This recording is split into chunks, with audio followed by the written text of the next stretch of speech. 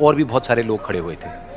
उसने दुकानदार को कई बार बुलाया, लेकिन वहां पर भीड़ इतनी थी कि दुकानदार का ध्यान उसकी तरफ गया ही नहीं।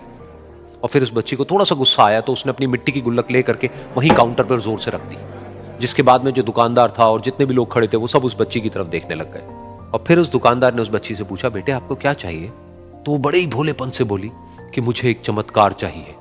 ये सुनकर के दुकानदार को कुछ समझ नहीं आया, ना ही वहां पर जो लोग थे उनको कुछ समझ में आया, और सब उसकी तरफ देखने लग गए। फिर दुकानदार ने बोला, बेटे चमत्कार तो यहां पर नहीं मिलता है। तो बच्ची को लगा कि वो उससे झूठ बोल रहा है, तो बच्ची ने कहा कि मेरी गुल्लक में बहुत पैसे हैं, आप बताओ आपको कितने पैसे चाहिए, लेकिन मैं आज यहां से चमत्कार लेकर के ही जाऊंगी। तो वहीं काउंटर पे एक और आदमी खड़ा था, उसने उस बच्ची से पूछा कि बेटे क्यों चाहिए तुमको चमत्कार?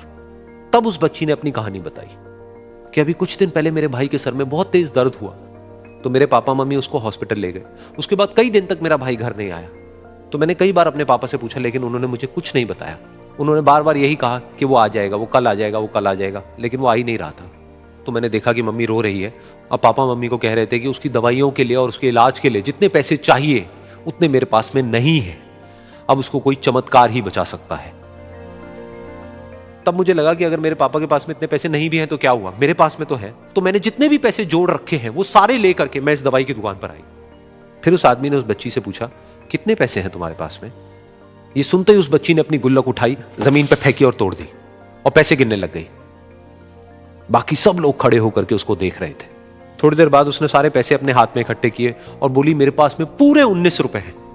वो जो आदमी वहां पर खड़ा था वो थोड़ा सा मुस्कुराया और बोला कि अरे तुम्हारे पास में तो पूरे पैसे हैं, इतने का ही तो आता है चमत्कार।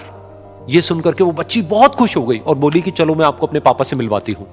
बाद में पता लगा कि वो आदमी कोई आम आदमी नहीं था, बल्कि एक बहुत बड़ा न्यूरोसर्जन था, और उसने सिर्फ 19 रुपए में उसके भाई की सर्जरी करी, और कुछ ही दिन बाद वो ठीक होकर के घर वापस आ गया। फिर कुछ दिन बाद वो बच्ची, उसका भाई, उसके पापा, उसकी मम्मी चारों एक साथ बैठे हुए थे और बात कर रहे थे। तो उसकी मम्मी ने उसके पापा से पूछा कि अब तो बता दो ये चमत्कार आपने किया कैसे? तो उन्होंने अपनी बेटी की तरफ देखा और बोले, ये चमत्कार मैंने नहीं, इसने किया है।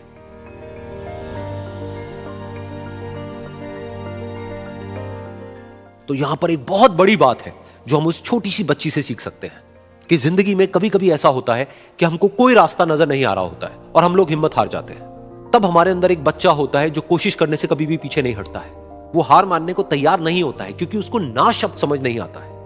वो बच्चा जिसके लिए कुछ भी नामुमकिन नहीं है, क्योंकि वो हर हाल में कोशिश करता ही रहता है।